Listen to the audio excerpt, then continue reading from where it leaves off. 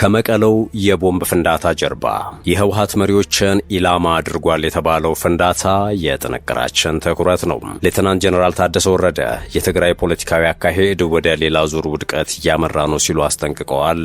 በዝርዝር እንመለከተዋለን። ኢትዮጵያ በመከላከያ መስክ የምታመርታቸውን ምርቶች ለስድስት የአፍሪካ ሀገራት መሸጥ ጀምራለች ተብሏል። ይህንንም እንቃኛለን። እጅግ አነጋጋሪው የነዳጅ ዋጋ ጭማሪ ምን አዲስ ነገር ጨምረውበታል?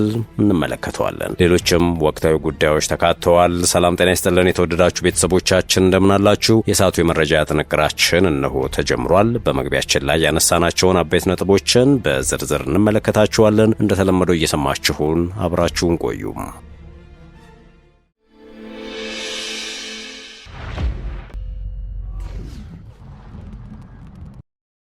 ወደ ቀዳሚው ጉዳያችን አመራን። ከመቀለው የቦምብ ፍንዳታ ጀርባ የህወሓት መሪዎችን ኢላማ አድርጓል የተባለው ፍንዳታ በትግራይ ክልል መቀለ ከተማም ትላንት ምሽት 2 ሰዓት ገደማ የቦምብ ፍንዳታ መከሰቱ የሚታወስ ነው። ፍንዳታው የደረሰው በትግራይ ክልል ምክር ቤትና በክልሉ ጊዜያዊ አስተዳደር ፕሬዝዳንት ጽህፈት ቤት መካከል ባለ ቦታ ላይ እንደሆነ የከተማው ፖሊስ አስታውቋል። ፖሊስን ከማስታወቁ አስቀድሞ ክስተቱን በተመለከተ በማህበራዊ የትስስር ገጾች የተጋሩ መረጃዎች የቦምብ ፍንዳታው የደረሰው በትግራይ ክልል ምክር ቤት ውስጥ እንደሆነ አመልክተው ነበር።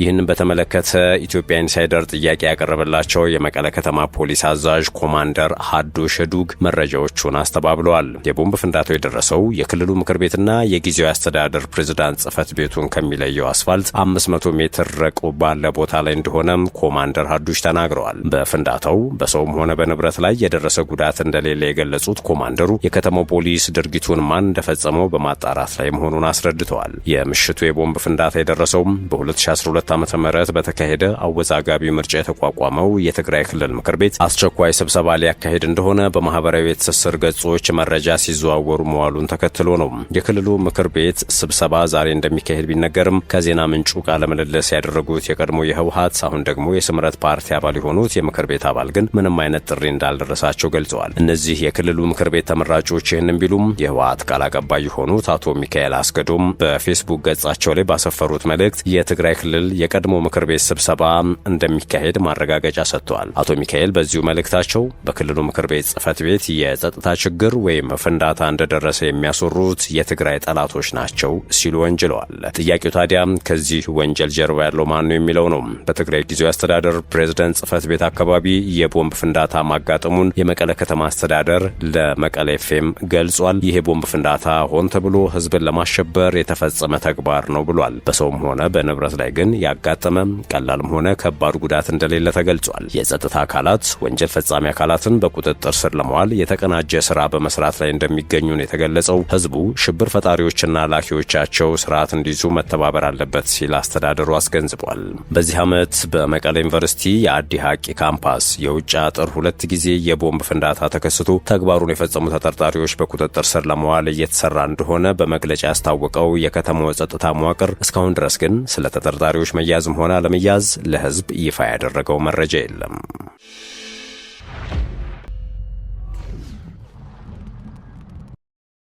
እጅግ አነጋጋሪው የነዳጅ ዋጋ ጭማሪ የዓለም የነዳጅ ገበያና አቅርቦት ላይ መቃወስ የፈጠረው የኢራን ጦርነት ከተጀመረ ወዲህ ኢትዮጵያ ውስጥ ለሶስተኛ ጊዜ በተደረገ የዋጋ ጭማሪ የቤንዚን ችርቻሮ ዋጋ በሊትር 25 ብር ተጨምሮበታል። ከፍተኛው ለውጥ ያስተናገደው የአውሮፕላን ነዳጅ ዋጋ በአንድ ጊዜ የ169 ብር ጭማሪ ተደርጎበታል። የንግድና ቀጠናዊ ትስስር ሚኒስቴር ትላንት ሰኞ ሚያዝያ 26 2018 ዓ.ም ምሽት 12 ሰዓት ጀምሮ ተግባራዊ የሆነ አዲስ የነዳጅ ችርቻሮ ዋጋን ይፋ አድርጓል። የዓለም ነዳጅ ዋጋን መነሻ በማድረግ የተደረገው ይህ የዋጋ ጭማሪ ይፋ የሆነው መጋቢት ላይ ከተደረገው ማሻሻያ 1 ወር ገደማ በኋላ ነው። በትላንቱ አዲስ የዋጋ ተመን ከፍተኛ ጭማሪ ያስተናገደው የአውሮፕላን ነዳጅ ነው። ዋጋው ከእጥፍ በላይ በመጨመር 319 ብር ከ67 ሳንቲም ገብቷል። ዋጋው በ157 ብር ያደገው ኬሮሲንም ከፍተኛ ጭማሪ ተደርጎበት 320 ብር ከ66 ሳንቲም እንዲሸጥ ተወስኗል። ቤንዚን ላይ የተደረገው የ25 ብር ጭማሪ ነው። በዚህም ዋጋው 167 ብር ከ50 ሳንቲም ሆኗል። የ17 ብር ጭማሪ የተደረገበት ነጭ ናፍጣ ደግሞ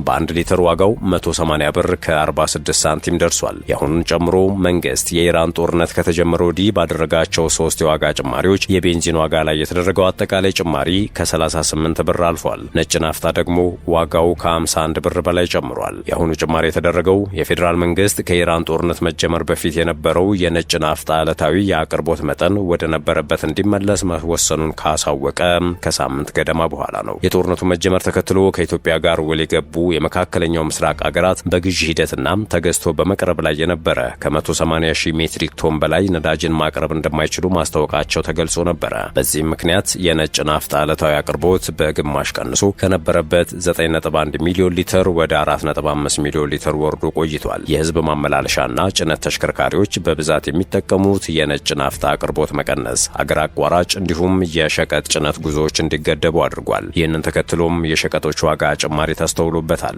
ባለፈው ሳምንት ረቡዕ ሚያዝያ 21 2018 ዓ.ም መግለጫ የሰጡት የገንዘብ ሚኒስትሩ አህመድ ሺዴ መንግስት የነዳጅ ዲፖዎችም መሞላት ስለነበረባቸው የዓለም ዋጋ በመናሩና ቁጠባ መረጋገጥ ስለነበረበት በግማሽ እንዲቀንስ ተደርጎ የነበረው የነጭ ናፍጣ አቅርቦት ወደ ነበረበት እንዲመለስ ተወስኗል ማለታቸው ይታወሳል። በኢኮኖሚ ውስጥ የነጭ ናፍጣ አቅርቦት መቀነሱም በህዝቡና በኢኮኖሚ አንቀሳቃሾች ረገድ ላይ የተለያዩ ጫናዎች መከሰታቸው ግልጽ ነው። የተለያየ ጉዳት መድረሱም እንዲሁ ይታወቃል። ከዚህ በተጨማሪ ግን በድጎማ ምክንያት መንግስት ላይ የደረሰው ጉዳት እጅግ በጣም ከፍተኛ ነው ብለዋል። እንደ የገንዘብ ሚኒስትሩ ገለጻ በጦርነቱ ምክንያት በዓለም ገበያ የነጭ ናፍጣ ዋጋ ላይ የታየው ጭማሪ ወደ ህዝብ አልተላለፈም ይላሉ። በሌሎች የነዳጅ አይነቶች ላይ የታየው ጭማሪ ለመደጎምም ተጨማሪ ገንዘብ ወጪ ተደርጓል። በየወሩ ሲደረግ ከነበረው ድጎማ በተጨማሪ በሁሉም የነዳጅ አይነቶች ከጦርነቱ በፊት ከነበረው ድጎማ በተጨማሪ 20 ቢሊዮን ብር አዲስ ድጎማ መንግስት እየከፈለ ይገኛል ነበር ያሉት። የአሁኑ ጭማሪ የመንግስትን አጠቃላይ የድጎማ ክምችትን ከ300 ቢሊዮን ብር በላይ ከፍ ማድረጉንም ገልጸዋል።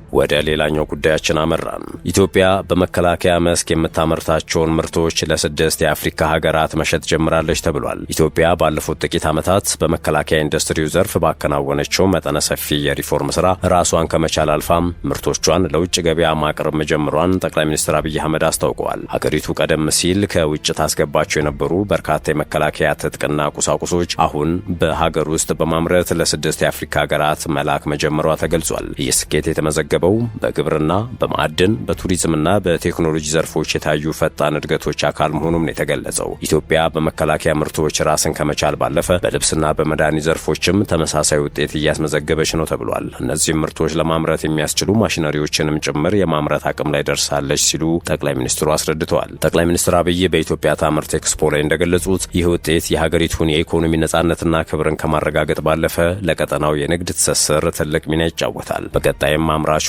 ምርቶቻቸውን ለኢትዮጵያ ገበያ ብቻ ሳይሆን ለአፍሪካ ሰፊ ማርኬት እንዲያቀርቡና የአፍሪካን ገበያ ለመሻማት እንዲዘጋጁ ጥሪ ቀርቧል። የኢትዮጵያ መንግስት ለኢንዱስትሪ ዘርፍ የሚሰጠውን የፋይናንስ ድጋፍ ለማሳደግና አምራቾች ላይ የሚያጋጥሙ ሰው ሰራሽ እንቅፋቶችን ለመቅረፍ አዲስ ሕግ በመውጣት ላይ እንደሚገኝም በዚሁ ወቅት ተገልጿል።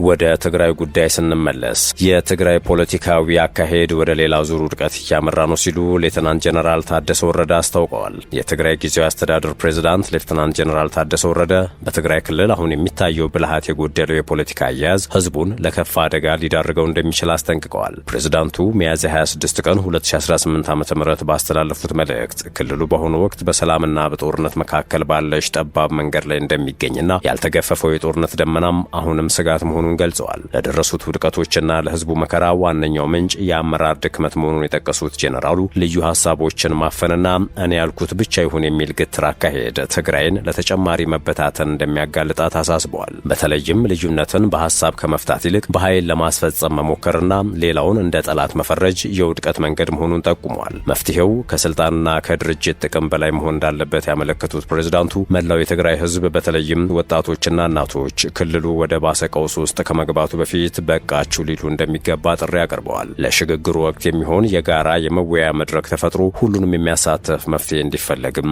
አጽንኦት ሰጥተዋል።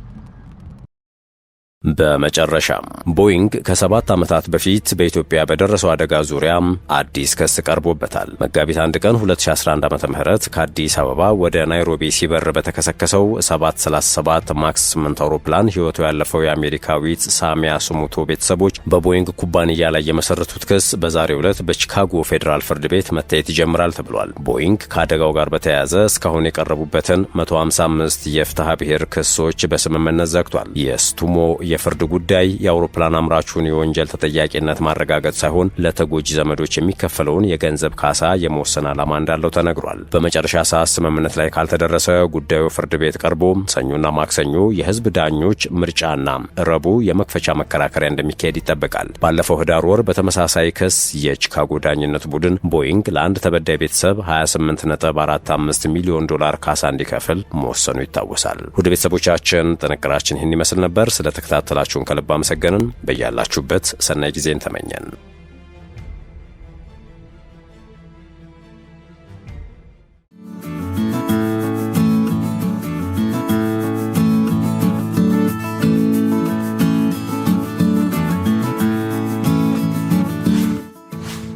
ሸገር ታይምስ ሚዲያን ሰብስክራይብ በማድረግና ደወሉን በመጫን ይከተሉን።